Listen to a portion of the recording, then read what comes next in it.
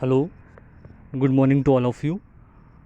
Previous lecture में हम लोगों ने सॉलिड प्रिपरेशन यानी टैबलेट फार्मूलेशन के बारे में जनरल कंसिडरेशन में ये पढ़ा था। अभी तक वो है introduction part, stages of production of tablets, material handling, dry blending, granulation and drying, उसके बाद रिडक्शन ऑफ पार्टिकल साइज़। और आज के लेक्चर में हम लोग पढ़ेंगे special granulation techniques, dry blending and direct compression. तो अभी तक जो हम लोग कंपनी में पढ़ते आए हैं थियोरेटिकली, एक्चुअल में कंपनीज़ में क्या होता है, जब भी आप टैबलेट प्रिपरेशन के लिए रॉ मटेरियल को वेंडर से मंगवाते हैं तो उसको स्टोर में सबसे पहले एंट्री करके स्टोरेज किया जाता है प्रेफरेबल या मॉडरेट कंडीशंस में, और उसके ऊपर एक स्टिकर लगा दिया जाता है अंडर टेस्ट। ठीक है, अंडर टेस्ट का लेवल लगने के बाद वहाँ से सैम्पलिंग होती है, सैम्पलिंग QA/QC डिपार्टमेंट तक जाती है। वहाँ पर उसका जो है प्रॉपर एनालिसिस होता है कि ये रॉ मटेरियल जो ड्रग का और एक्सिपेंट हमने मंगवाया है वो अच्छी ग्रेड का है या नहीं। यदि वो टेस्ट सैंपल QA और QC डिपार्टमेंट से पास आउट हो जाता है और जो है अच्छे से उसकी जितनी भी कैरेक्टरिस्टिक थी, जो एनालिटिकल मेथड्स थी, वो हमने सारी अप्लाई करने के बाद UV, IR, NMR जो भी प्रोटोकॉल्स उसमें रेफरेंस के हिसाब से लग रहे हैं वो हमने सारे अप्लाई करने के बाद उसको फाइनलाइज़ किया कि हाँ ये अच्छी ग्रेड का रॉ मटेरियल है। फिर उस सैम्पलिंग के बाद हम लोग उस रॉ मटेरियल्स के ऊपर जो है टेस्ट सैंपल अप्रूव्ड का लेबल लगा देते हैं। ठीक है, उस लेबल अप्रूव्ड के बाद जो है वो वेंडर वो सारा जो रॉ मटेरियल ड्रग और एक्सिपेंट्स का था वो आगे प्रोडक्शन यूनिट में कन्वे कर देता है। प्रोडक्शन यूनिट में जहाँ पर इसकी प्रॉपर ब्लेंडिंग होगी, ड्राइंग होगी, मिक्सिंग होगी। ठीक है, तो इस हिसाब से जो है कंपनी अपना काम करती है। तो ये तो हो गया नॉर्मल स्केल की बात। अब इसके बाद जो है स्पेशल ग्रेनुलेशन टेक्निक्स हुई या ड्राई ब्लेंडिंग या डायरेक्ट कंप्रेशन मेथड हुआ, तो उसके विषय पे हम लोग आज जो है डिस्कस करेंगे। सबसे पहले तो आप ये ब्लेंडिंग की डेफिनेशन और थोड़े से इसके पॉइंट समझें। Blending equipments are different in production operations and product development laboratories, so selection of equipment is important. ये ब्लेंडिंग का जितना भी मेथड है वो डिपेंड करता है कि आपने किस तरीके का इक्विपमेंट को यूज़ में लिया है। यदि आपका इक्विपमेंट अच्छी क्वालिटी का है, अच्छी ग्रेड का है, तो जो है और उसमें ओवरलोड करने की क्षमता है, तो उस हिसाब से जो है हमारी ब्लेंडिंग की चीज़ें प्रॉपरली यूनिफॉर्म मैनर में हो जाएगी। इसके अलावा both segregation and mixing occur simultaneously in any blending operation. Segregation and mixing occurs simultaneously in any blending operation. जब भी आप इक्विपमेंट को वो अलाउ करेंगे ब्लेंड करने के लिए, आपके ड्रग और एक्सिपिएंट को मिक्स करने के लिए, ब्लेंडिंग मतलब प्रॉपर यूनिफॉर्म वे में मिक्स करना, तो सेग्रीगेशन की मेथड और मिक्सिंग की मेथड एक साथ चलेगी। Both processes are a function of particle size, shape, hardness, density and of dynamics of the mixing action. ठीक है, तो जिस समय ये ब्लेंडिंग प्रोसीजर ऑपरेट हो रहा होगा उस समय जो है अपनी बाकी चीज़ें भी, बाकी कैरेक्टरिस्टिक भी इसी ब्लेंडिंग इक्विपमेंट के ऊपर डिपेंड करती है। जैसे कि आपका पार्टिकल साइज़ हो गया, शेप हो गया, हार्डनेस हो गया, पार्टिकल डेंसिटी हो गई। डेंसिटी मतलब अगर उसमें कुछ मॉइस्चर कंटेंट आ गया हो तो वो भी जो है हीट एनर्जी लिबरेशन के दौरान वो इवापोरेट हो जाए और आपका जो पार्टिकल साइज़ जो है यूनिफॉर्म मैटर में उसकी रिडक्शन साइज़ का हो जाए। जितनी कम पार्टिकल की साइज़ होगी उतना ज़्यादा सरफेस एरिया एब्जॉर्प्शन बढ़ेगा जब भी हम उस ड्रग को अपनी बॉडी में इंटेक्ट लेंगे। ठीक है, और जो डायनामिक्स है, डायनामिक्स में हम उसका काइनेटिक्स समझ सकते हैं। काइनेटिक्स का मतलब ये नहीं होता कि वो जो है कोई डेरिवेशन है या कोई चीज़ में वो इन्वॉल्व है। काइनेटिक्स मतलब उसका जो डेफिनेशन है वो इस प्रकार है कि कोई भी चीज़ यदि मोशन में है और प्रॉपर मोशन में है और हमें उसको अंडर ऑब्जर्व रखना है। ठीक है, with the use of proper formulas और प्रॉपर डेरिवेटिव्स। ओके, इसके अलावा therefore the characteristic of the different particles in the blend must be known so that the blending operations can be optimized and a uniform blend obtained। आ गया ये बात समझ में कि हमें प्रॉपर मिक्सिंग करनी है, प्रॉपर ब्लेंड करना है ताकि ऑपरेशन के दौरान यूनिफॉर्म फ्लो पार्टिकल्स का होता रहे, पार्टिकल साइज़ जो है उसके अच्छे से रिड्यूस रहे और जो है हमें जिस हिसाब से, जिस कैरेक्टरिस्टिक का ब्लेंडिंग मटेरियल चाहिए एक्सिपेंट और ड्रग का, उस हिसाब से जो है वो चीज़ हमें मिलती रहे। A product with fragile particles or agglomerates is more rapidly abraded, resulting in an excessive amount of fines. These fines may mix improperly and cause flow problems and or fill weight and content uniformity problems। अब क्या होता है, यदि particle size blending के दौरान या mixing के दौरान जो है उन ड्रग की या एक्सिपिएंट्स की जो भी हमने मटेरियल को ब्लेंड करने के लिए इक्विपमेंट में डाला था, यदि उसकी पार्टिकल साइज़ हमारी नॉर्मल साइज़ से भी कम होती जाएगी तो वो डस्ट बनता जाएगा। वो डस्ट जो है वो फिर आपका एयर पॉल्यूशन क्रिएट करेगा, जिससे कि प्रॉपर यूनिफॉर्म मिक्सिंग चीज़ों की नहीं हो पाएगी, ब्लेंडिंग नहीं हो पाएगी और फिर वेट वेरिएशन वो चीज़ें कॉज करेंगी हमारी टैबलेट फॉर्मुलेशन में। ठीक है। Particle abrasion is more when high shear mixtures with spiral screws और ब्लेड्स आर यूज्ड।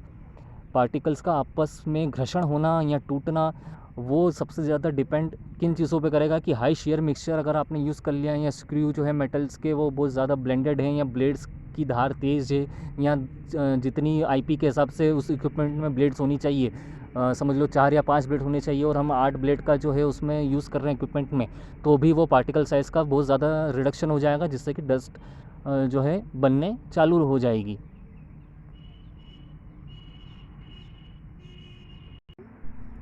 उसके बाद आता है tumble blenders use for prolong mixing times can result in an excessive particle breakdown as the free falling particles impinge on each other and on the blenders wall. Selection of blender and blender load is depend on the bulk density of the raw material. यानी जो raw material आप excipient और drug का use कर रहे हो तो वो डिपेंड करता है आपके इक्विपमेंट साइज़ के ऊपर। यदि आपका इक्विपमेंट साइज़ वो ओवरलोडेड मटेरियल को प्रॉपरली ब्लेंड कर सकता है, उसमें क्षमता है, तो फिर हम लोग जो है उसकी यूनिफॉर्मिटी को देखते हुए और पार्टिकल साइज़ रिडक्शन की क्वालिटी को देखते हुए अपना मटेरियल जो है उसमें लोड कर देते हैं।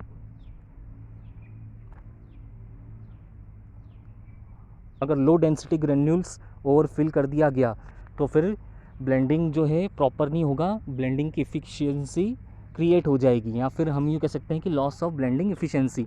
उसके बाद अगर ब्लेंडिंग की एफिशिएंसी कम हो गई या लॉस हो गई तो फिर अपनी जो यूनिफॉर्मिटी है मटेरियल्स की वो पुअर कंटेंट का हो जाएगा। क्योंकि जैसे अगर आप क्रोसिन के बारे में छोटा सा एग्जांपल ले लें कि उसमें वो क्लियरली कंपोजिशन में लिखता है कि paracetamol 500 mg and other excipients quantity sufficient मतलब उनका कुछ तो 5 या 10 mg कुछ वेट होगा। क्वांटिटी सफिशिएंट अपन उसको इस प्रकार से भी ले सकते हैं कि मिनिमम से मिनिमम 5 mg वो एक्सिपेंट्स यूज़ हुए होंगे।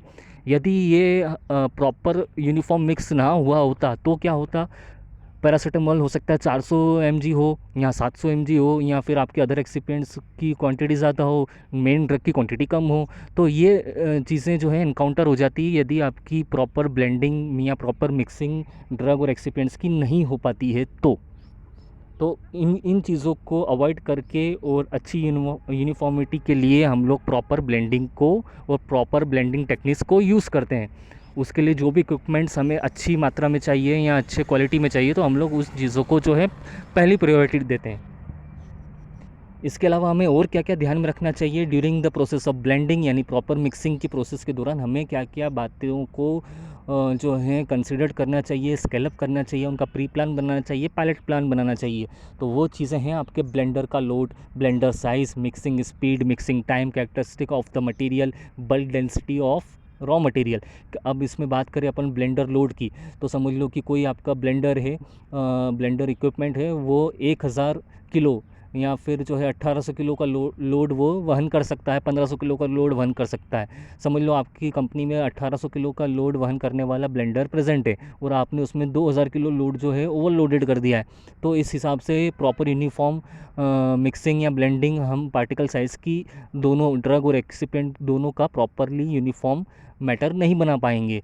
इसके अलावा ब्लेंडर की साइज़, ये साइज़ भी बहुत जो है आपकी इन चीज़ों में डिपेंड करती है। जैसे आप लुब्रिकेंट या ग्लाइडेंट यूज़ कर रहे हैं एक्सिपिएंट में तो कभी कभी ये जो है एग्लोमरेट या जो है एग्लोमरेट हो सकता है या लम्स बना सकता है या चिपचिपा पदार्थ कुछ कर सकता है या डल्ले बना सकता है। तो उससे भी हमारी जो है मिक्सिंग को जो है प्रॉपर मिक्सिंग नहीं हो पाएगी, प्रॉपर पार्टिकल साइज़ क्रिएट नहीं हो पाएगा, प्रॉपर ब्लेंडिंग नहीं हो पाएगी। मिक्सिंग स्पीड भी हमें यूनिफॉर्म रखनी चाहिए during the operation.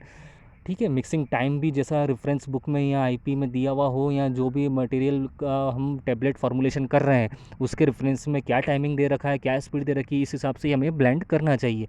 Characteristic of the material, अब ये जो पार्टिकल साइज़ हम कम करते हैं ड्यूरिंग ब्लेंडिंग प्रोसीजर या और रिड्यूस करते हैं पार्टिकल साइज़, तो हमें ये सबसे पहले तो उसकी कैरेक्टरिस्टिक देखना होती है, फिजियोकेमिकल टेस्ट लगाने होते हैं, कैरेक्टरिस्टिक पता करनी होती है मटेरियल की या पार्टिकल्स की या ड्रग की या एक्सिपिएंट की। तो कैरेक्टरिस्टिक मतलब जैसे कि वो आपका पाउडर फॉर्म में है या सॉलिड फॉर्म में है या लिक्विड फॉर्म में है। अगर टैबलेट्स के लिए प्रिपरेशन में हम कोई कंटेंट यूज़ ले रहे हैं, यदि पाउडर फॉर्म में है तो एमॉर्फस है या क्रिस्टलाइन है। क्रिस्टलाइन है तो उसकी पार्टिकल साइज़ कितनी रेडियस तक या कितने बायोमेट्रिक तक हम उसको रिड्यूस कर सकते हैं जिससे कि डस्ट का प्रोडक्शन ना हो और हमारा काम भी हो जाए, सरफेस एरिया भी अच्छी हमें मिल जाए। अगर एमॉर्फस है तो ये है, क्रिस्टलाइन है तो ये है। तो उस प्रकार से हमारे सारे मानकों को सिद्ध करना पड़ता है during the operation of blending. ठीक है, इसके अलावा और कौन कौन सी चीज़ें हैं जो हमें कंट्रोल करनी चाहिए ब्लेंडिंग के दौरान? वो है आपका blender load, mixing speed, mixing time and design of the equipment. ये 4 चीज़ों को हमें हर हाल में कंट्रोल फैक्टर के हिसाब से ध्यान में रखना चाहिए during the process of blending. अब बात करें डायरेक्ट कंप्रेशन की, तो डायरेक्ट कंप्रेशन में क्या होता है कंपनीज़ में या लेबोरेटरीज़ में, आपने ड्रग मॉलिक्यूल जो है रॉ मटेरियल आपने कैरेक्टरिस्टिक उसकी देखी, क्यूसी डिपार्टमेंट में उसकी एनालाइज किया। उसके बाद एक्सिपिएंट्स को आपने अच्छे से ड्रग के साथ ब्लेंड किया, ब्लेंडिंग प्रोसीजर में अच्छे ब्लेंडिंग इक्विपमेंट को यूज़ करते हुए। अब बात आती है कंप्रेशन की, तो कंप्रेशन में आप वो प्रॉपर ब्लेंडेड ड्रग और अदर एक्सिपिएंट मटेरियल्स को यूज़ में लेते हुए सीधा इक्विपमेंट में अप्लाई कर देते हैं। और ये अप्लाई करने के लिए आपको अच्छी फ्लो प्रॉपर्टीज़ चाहिए उस पाउडर फॉर्म की। ठीक है, रिड्यूस पार्टिकल साइज़ चाहिए अप्रोप्रिएट मैनर में, और यूनिफॉर्म जो है उसकी स्प्रेड चाहिए उस ब्लेंडिंग प्रोपोर्शनल्स में। तो अगर ये 3-4 चीज़ें अगर आपकी प्रॉपर हैं तो आप सीधा डायरेक्ट कंप्रेशन के लिए अपने मटेरियल को ड्रग के साथ लोड कर सकते हो। ठीक है, direct compression is defined as the process by which tablets are compressed directly from powder mixture of API and suitable excipients. No pre treatment of the powder blend by wet or dry granulation procedure is required. ठीक है, pre treatment की कोई ज़रूरत नहीं होती। जो कि आपने पाउडर को ब्लेंड अगर कर दिया है, ना आइदर उसको वेट करना है ना ड्राई करना है, डायरेक्ट आप उसको ग्रेनुलेशन की प्रोसीजर के लिए जो भी प्री ट्रीटमेंट लगता था अपने को, वो ट्रीटमेंट कुछ भी नहीं देना, डायरेक्ट कंप्रेशन के लिए अप्लाई कर देना है। तो direct compression is one of the most advance technology to prepare tablets, required only blending and compression of equipments, economical procedures, suitable for heat and moisture sensitive API.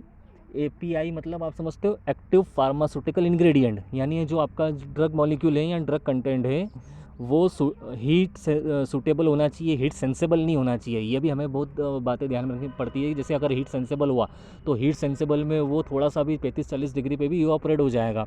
तो आपका जो API है, जो एक्टिव फार्मास्यूटिकल इंग्रेडिएंट है या drug molecule है, वो जो है इवापोरेट अगर हो गया तो टैबलेट में फिर एक्सिपेंट के अलावा कुछ बचेगा नहीं, तो फिर कोई मतलब ही नहीं है उस चीज़ का।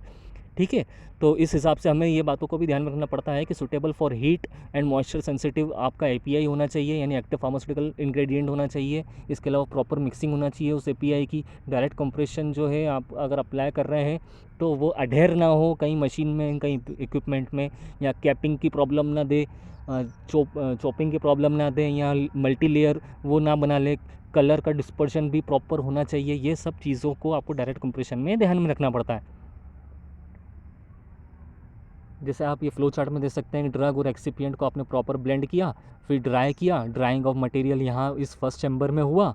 उसके बाद जो है मिलिंग के इक्विपमेंट में आपने उसको लोड करवाया, मिलिंग में जो है पार्टिकल साइज़ का प्रॉपर रिडक्शन हुआ। उसके बाद प्रॉपर ब्लेंडिंग हुआ, यूनिफॉर्म फ्लो बनाए रखने के लिए जितनी मात्रा में हमें ड्रग और एक्सिपिएंट चाहिए उतनी ही मात्रा में हम उसको प्रॉपरली यूनिफॉर्मली ब्लेंड कर रहे हैं। उसके बाद फिर मिक्सिंग की, मिक्सिंग के बाद जो है आपने सीधा कंप्रेशन मशीन में या इक्विपमेंट में आपने अपना ड्रग और अदर मटेरियल एक्सिपिएंट्स को लोड करवा दिया। तो उससे क्या होगा कि डायरेक्ट कंप्रेशन के द्वारा आपकी टैबलेट पंच होकर सीधा बाहर प्रोडक्शन यूनिट में आ गई। ये देखिए यहाँ पर भी step wise process for direct compression. इसमें आप क्या कर रहे हैं, ऊपर जो है आपका मिलिंग हो रही है, ब्लेंडिंग हो रही है, फिर उसके बाद ड्राइंग हो रही है, उसके बाद जो है सीधा मशीन में जो ये आ रहा है और डायरेक्ट कंप्रेशन होते हुए ये बाहर प्रोडक्ट बनाकर टैबलेट फॉर्मुलेशन कर रहा है। डायरेक्ट कंप्रेशन मेथड के दौरान क्या क्या फैक्टर्स को कंट्रोल करना चाहिए, वो है आपका पार्टिकल कैरेक्टरिस्टिक्स। पार्टिकल कैरेक्टरिस्टिक्स में हम सबसे पहले पार्टिकल साइज़ देखते हैं, पार्टिकल साइज़ का प्रॉपर डिस्ट्रीब्यूशन देखते हैं, उसकी शेप क्या है, उसके ऊपर कौन सा चार्ज है, स्टैटिक चार्ज है जैसे कि पॉजिटिव चार्ज, नेगेटिव चार्ज, या फिर न्यूट्रल है। इसके अलावा optimising the process and validation of its performance. इसके अलावा mixing speed, blender load and blending time तो हमें हमेशा हर हाल में हर टैबलेट के कंप्रेशन के दौरान ध्यान में रखना चाहिए। और भी जो चीज़ें हैं जो कि हम ऑप्टिमाइज़ कर सकते हैं, ऑप्टिमाइज़ करना मतलब हम कुछ भी गलत चीज़ या कुछ अनफेवरेबल कंडीशन को कम करने के लिए जो चीज़ें अप्लाई करते हैं उसको कहते हैं हम ऑप्टिमाइजेशन। तो जो एस्पेक्ट्स होते हैं ऑप्टिमाइजेशन वो इस प्रकार हैं। जो पहला एस्पेक्ट है वो है आपका order of addiction of components through the blender. Second आपका mixing speed. Mixing speed can also be varied with the original direction as necessary. यदि आप मिक्सिंग स्पीड को अपने हिसाब से ऑपरेट करेंगे तो हम बहुत सी हार्मफुल चीज़ों को ऑप्टिमाइज़ कर सकते हैं। मिक्सिंग टाइम को अगर आप अपने हिसाब से रेफरेंस के हिसाब से जो है मॉडिफाइड करेंगे या ऑप्टिमाइज़ करेंगे तो भी हम बहुत सारी हार्मफुल एस्पेक्ट्स को कंट्रोल कर सकते हैं। जैसे कि एक्सेसिव मिक्सिंग में fracture the fragile excipients and ruin their compressibility. यदि कोई ऐसा मटेरियल है जो कि एक्सेसिव फ्रेगाइल है या फिर टूट सकता है, जैसे कि आपका एमॉर्फस क्रिस्टलाइन पार्टिकल हो गया, यदि आपने उसको बहुत ज़्यादा साइज़ रिड्यूस कर दिया तो वो आपका डस्ट पार्टिकल बना देगा। डस्ट पार्टिकल से जो आपकी फ्लो प्रॉपर्टी जो है कम हो जाएगी, फ्लो प्रॉपर्टी कम हो जाएगी तो आपका कंप्रेशन मशीन में ड्रग और अदर एक्सिपिएंट प्रॉपर्ली फ्लो नहीं कर पाएंगे, जिससे कि कंप्रेशन के दौरान टैबलेट की अच्छे से जो है प्रोडक्शन नहीं हो पाएगा। इसके अलावा fourth point, use of auxiliary dispersion material within the mixture, chopper blade in a twin shell mixture, increase efficiency and reduce agglomerates. हमें जो भी ब्लेड मटेरियल यूज़ कर रहे हैं तो अच्छी क्वालिटी का stainless steel blade material use करना पड़ता है, और वो कितनी मात्रा में किस हिसाब से एफिशिएंसी क्रिएट कर रहा है और एग्लोमरेट्स को रिड्यूस कर रहा है, हमें ये सब चीज़ें भी कंसिडर करनी चाहिए। इसके अलावा मिक्सिंग एक्शन हो गया, determined by the machines of the mixer, changed by converting from one blender to the another or by modifying the blender through addition of buffles or plates which would alter the mixing characteristic. Blender load भी जो है आपका कई मायनों में affect करता है efficiency, कुछ इस प्रकार से जैसे कि आपका ओवरलोड हो गया है या फिर लोड कम दिया है, आपने स्मॉल लोड करा है या लोकलाइज कंसंट्रेशन ड्रग और एक्सिपिएंट का आपने उसमें ऐड किया है, या तो आपने ब्लेंडर में बहुत ज़्यादा मटेरियल लोड कर दिया है या तो ब्लेंडर में कम मटेरियल लोड किया है, या तो फिर जो है आधा अधूरा भर के जो है आपने कंप्रेशन मशीन के लिए अलाउ कर दिया उसको कि आप जो है ड्रग और अदर में एक्सिपिएंट ब्लेंड करें। तो ये भी चीज़ें जो हैं एफिशिएंसी को कम करती हैं। इसके अलावा क्या मेरिट्स होते हैं, जैसे कि अपना टैबलेट कंप्रेशन के जो फ़ायदे हैं, जो एडवांटेज है, जो मेरिट है, वो अपन यहाँ पर डिस्कस करते हैं कि ये एक बहुत ही सिंपल मेथड है, इजीली कंडक्ट हो सकती है। अगर आप एक बार इसको अच्छे से समझ लेंगे सारी चीज़ों को तो आप इसको इजीली ऑपरेट कर सकते हैं। इसके अलावा it requires least complicated equipments. इस इक्विपमेंट में ज़्यादा कॉम्प्लिकेशंस नहीं है, ज़्यादा कन्फ्यूजन क्रिएट नहीं होता, तो आप ईजिली जो है अपना काम कर सकते हैं। इसके अलावा it requires minimum amount of handling and operation times. Modification in the process is easy. Free flowing granules can be obtained without the granulating solutions. It will save our time and energy necessary to volatilize the solvent used in conventional granulation powders. Suitable for thermoliable and moisture sensitive API, active pharmaceutical ingredient. Changes of batch to batch variation are negotiable because the unit operation required for manufacturing process is fewer. तो ये कुछ इसके advantages हो गए।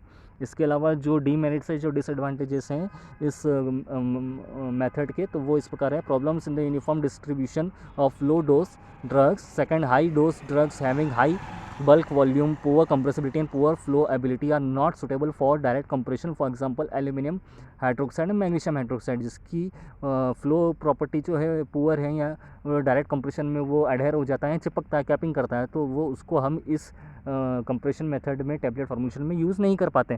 Third जो है, direct compression diluents and binders must possess both good compressibility and good flow property. अगर compressibility और फ्लो प्रॉपर्टी अगर किसी ब्लेंडर या अदर एक्सिपिएंट की कमज़ोर है या डाइल्यूएंट हमें अच्छी क्वांटिटी का नहीं मिला या अच्छी ग्रेड का नहीं मिला, तो वो भी जो है प्रॉब्लम क्रिएट कर सकता है during the process of direct compression.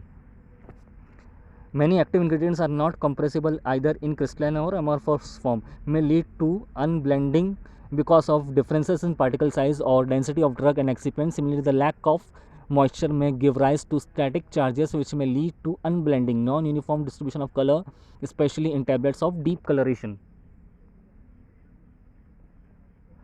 अब प्रोसेस रिलेटेड इन टैबलेट्स में क्या क्या जो है हम कह सकते हैं कि डिसएडवांटेज में या फिर क्या क्या चीज़ें इसमें ख़राब हो जाती हैं या प्रॉब्लम क्रिएट होती है, वो है सबसे पहले आपकी capping, lamination, splitting, or layering of tablets related to air entrapment during direct compression where air is trapped. The resulting tablets expand when the pressure of tablet is released, resulting in splits of layers in the tablets. आपने कई बार देखा होगा जो multi layer tablets होती हैं जिसमें 2 या 2 से ज़्यादा ड्रग मॉलिक्यूल कंटेंट होता है, तो हमको उसको लेयर बाय लेयर उसमें एडहेर करके उसको डायरेक्ट कंप्रेस करना होता है। अब यदि हमारा बाइंडर या डाइल्यूएंट या अदर एक्सिपिएंट थोड़ा सा भी जो है फ्लो प्रॉपर्टीज़ या अदर कैरेक्टरिस्टिक में कमज़ोर निकला, तो हमारी जो है ड्यूरिंग कंप्रेशन के दौरान टैबलेट की कोटिंग में फ़र्क आ जाएगा। जैसे उसकी कैपिंग हो गई या 2 डाई के बीच में अगर वो मटेरियल चिपक गया तो प्रॉपर जो है पंच नहीं हो पाएगा। प्रॉपर पंच ना होने की वजह से जो है 3 से 4 लेयर की उसमें कैपिंग आ जाएगी या फिर लेमिनेशन हो जाएगा 2 या 2 से ज़्यादा लेयर का।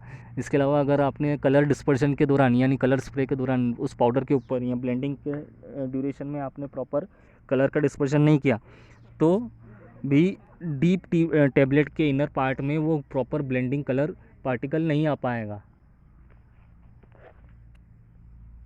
अगर आपने इक्विपमेंट जो है एक्सपेंसिव है या some cases require greater sophistication blending and compression equipment, ठीक है, तो ये कुछ चीज़ें हो सकती हैं जो हमें प्रॉब्लम को इनकाउंटर करवा सकती हैं during the process of direct compression. तो आपको और हम सभी को इन चीज़ों का, इन बातों का हमेशा ध्यान में रखना चाहिए। कैरेक्टरिस्टिक्स हमें पार्टिकल साइज़ के या मटेरियल के, रॉ मटेरियल के भी पता होने चाहिए। आप जो इक्विपमेंट यूज़ कर रहे हैं उसके बारे में भी जानकारी होनी चाहिए, उसको किस प्रकार से हैंडल करना है ये भी हमें पता होना चाहिए। तो ये कंपनीज़ में हम लोग आगे भविष्य में जाके यही चीज़ों को अब अप्लाई करेंगे और यही चीज़ें हम सीखेंगे। यहाँ का जो रेफरेंस मैंने लिया है वो है लियोन लैकमैन बुक से और दूसरा google.com से। इसके अलावा जनरल्स हमारे जो अवेलेबल हैं लाइब्रेरी में और जो ऑनलाइन अवेलेबिलिटी है आप उनसे भी इस रेफरेंस ले सकते हैं। Thank you very much, have a nice day.